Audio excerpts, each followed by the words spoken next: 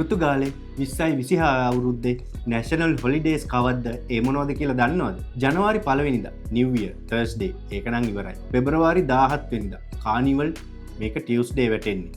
අප්‍රේල් 3 good Friday, අප්‍රේල් 5 ඊස්ටර් සන්ඩේ, අප්‍රේල් 25 freedom day මේක නම් සෙනසුරාදා දවසක් හැබැයි. මේ දවසේ තේරුම තමයි 1974 පෘතුගාලේ ඩික්ටේටර්ෂිප් එක අවසන් වෙච්ච දවස. මැයි 1 වෙනිදා කවුරුත් දන්න ලේබර් ඩේ සිකුරාදා දවසක්. ට්‍රිප් එකක් යන්න මරු ලොං වීකෙන්ඩ් එක. ජුනි 4 වෙනිදා කොපස් ක්‍රිස්ටිස්.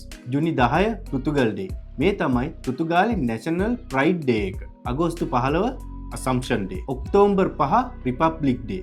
මේ දවසේ තමයි පෘතුගාලය රිපබ්ලික් වුණ දවස. මේකත් සඳුදා දවසක් ලොං වීකෙන්ඩ් එකක්. නොවැම්බර් 1 වෙනිදා ඕල් සයින්ස් ඩේ. දෙසැම්බර් 1 වෙනිදා රෙස්ටොරේෂන් ඔෆ් ඉන්ඩිපෙන්ඩන්ස්. 1640 ස්පේන් යටත්වීමෙන් පෘතුගාලය නිදහස් වුණ දවස තමයි මේ. දෙසැම්බර් 8 වෙනිදා ඉමකියුලේට් කන්සෙප්ෂන් ඩේ. දෙසැම්බර් 25 ක්‍රිස්මස් නත්තල් දවස. මීට අමතරව කානිවල් මියුසිපල් හොලිඩේස් වල ඔයාට එක්ස්ට්‍රා ඔෆ් ලැබෙන්න පුළුවන්. ඔය ටික තමයි මේ 2026 අවුරුද්දේ ඔයාට ලැබෙන නිවාඩු ටික.